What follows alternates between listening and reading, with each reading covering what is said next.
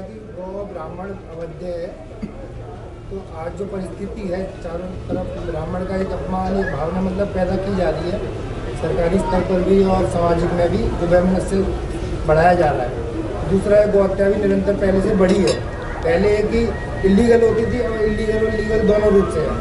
तो इसके पीछे ब्राह्मण और गौ ने कुछ ऐसा कर्म करा है जो फल भोग रहे हैं, या भगवान की नियति है? वाह। और दूसरा प्रश्न मेरा, नहीं, एक कई प्रश्न होता है, बहुत लोग हैं। एक ही दिन में सारा स्टॉक मत खत्म कीजिए। हिंदू बड़े चतुर होते हैं, इनके पास दो वीटो पावर हैं। एक का नाम है प्रारब्ध, एक का नाम है परमात्मा।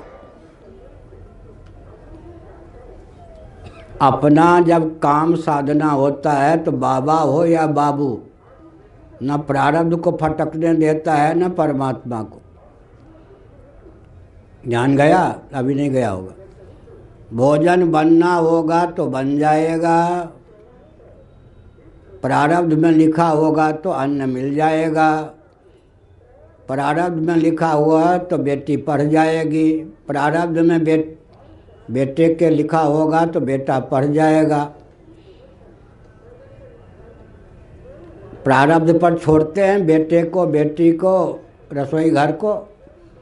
प्रारब्ध को फटकने नहीं देता, बाबा हो या बाबू। बड़ा चतुर है हिंदू।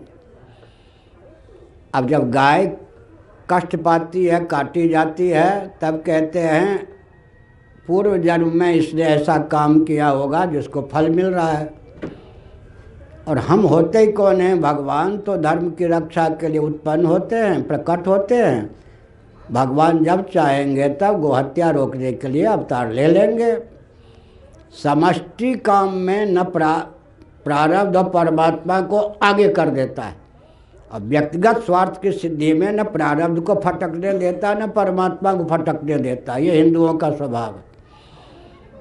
कोई माता का अपहरण कर रहा हो और माँ से कहा, माँ चिल्ला रही हो, बेटा कहे माँ तुमने इसी प्रकार का काम किया होगा, इसलिए आज यह व्यक्ति तुम्हारा अपहरण कर रहा है, तुम्हारे प्रारब्ध का फल तुम भोगो, हम बेटा दृष्टा हैं। माँ समझेगी कि ये मेरा बेटा है। तो ये बड़ी विचित्र विडंबना है हिंदुओं की। जहाँ प्रशस्त मान बिंदुओं की रक्षा का प्रश्न होता है, वहाँ प्रारब्ध और परमात्मा के ऊपर छोड़ देते हैं। कोई भी अपना जीवन का एक क्षण भी प्रारब्ध और परमात्मा को फटकने नहीं देते। प्रारब्ध में लिखा हुआ तो भोजन बन जाएगा, बाबा हो या बाबू। प्रारब्ध और परमात्मा का अत्यंत दुरुपयोग हो रहा है। अकेले अपने क्षेत्र के विधायक, राजनेता, MP, MLA, मंत्री हों तो मंत्री, उनको सर पे चढ़ा के क्यों रखते? एक शिष्टमंडल बनाइए, 3 महीने में कोई दिन निश्चित कीजिए, उनको आपके पास जनता के दरबार में आना पड़े। वो तटस्थ व्यक्ति हो, किसी राजनीतिक दल का पक्षधर ना हो। उनसे अपने क्षेत्र में झूठ नहीं बोल सकते ना। विधानसभा में लाल किला पे झूठ बोल सकते हैं, लोकसभा में झूठ बोल सकते हैं, जहाँ से चुने गए वहाँ झूठ पचा नहीं सकते ना। उनसे कहिए कि इस क्षेत्र के लिए, और विधायक हैं तो पूरे प्रांत के लिए, सांसद हैं तो इस क्षेत्र के लिए, पूरे देश के लिए 3 महीने की अवधि में आपने क्या किया ये बताइए। आगे 3 महीने के लिए योजना बनाइए। इस ढंग से उनको सम्मान और स्नेह देकर नियंत्रित कीजिए। अगर उनके क्षेत्र में गोहत्या होती है तो कहिए हम आपको नहीं मानते, हटाइए ऐसे व्यक्तियों को। विधायक आप चुनते हैं, सांसद आप बनाते हैं, और अंत में कहते गोहत्या हो रही है। क्यों हो रही है गोहत्या? आपके विधायक करवाते हैं, आपके सांसद करवाते हैं। और देश का विभाजन हिंदू मुसलमान के नाम पर किया गया। उसके बाद फिर गोहत्या का क्या प्रश्न उठता? क्यों हुआ? अंग्रेज़ों की कूटनीति का पालन नेहरू जी ने किया, गांधी जी ने किया, आज तक के प्रधानमंत्रियों ने किया है। स्वतंत्र भारत है ना। अब अब ये दो क्या क्या है, मुस्लिम राष्ट्र है ना, वहाँ तो आप हनुमान चालीसा लेके नहीं जा सकते। तो मानवाधिकार की सीमा में उचित स्नेह सम्मान दे करके फिर नियंत्रित क्यों नहीं रखा जाता है?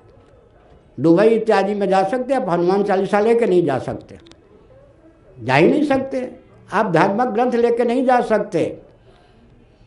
तो हम उदारता के नाम पर इतनी छूट दे दें कि हमारे मान बिंदुओं को कोई नष्ट कर दे, हिंदू नेता हो या और कोई हो, ये किसका प्रमाद है? ऐसे राजनेता अपने क्षेत्र के विधायक को बुलाइए, सांसद को बुलाइए, बैठक लीजिए और उनको ऐसा लगे कि अगर हमने क्षेत्रीय जनता का सम्मान किया, गोवंश इत्यादि के उच्छेद में हमारी गुप्त या प्रकट सहभागिता रही, जनता हमको जीवित नहीं रहने देगी, बिल्कुल चुनाव में जीतने का प्रसंग ही नहीं होगा।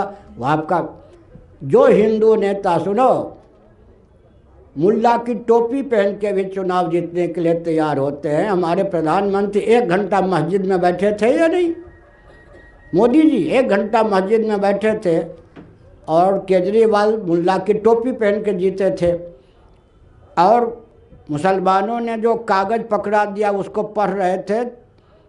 मोदी जी 1 घंटा जो वो बैठ सकते हैं कहाँ पर, मस्जिद में, वो आपके मंदिर की बात और राम जी की बात क्यों नहीं सुन सकते? सीधी बात है। हिंदू नेता तो इतने उदार हैं, उनको बैठा लो, नमाज पढ़ा लो, टोपी पहना लो, मुंह में कुछ मांस डाल दो, शराब डाल दो, सब कुछ सहने के लिए तैयार हैं। आप क्यों नहीं उनको उठ बैठ उनको नियंत्रित क्यों नहीं रखते आप? जब वो नेता बन जाते हैं तब उनके चरण क्यों चूमते हैं आप? उनको उचित स्नेह दीजिए और अनुशासित रखिए। हो गया समय बहुत।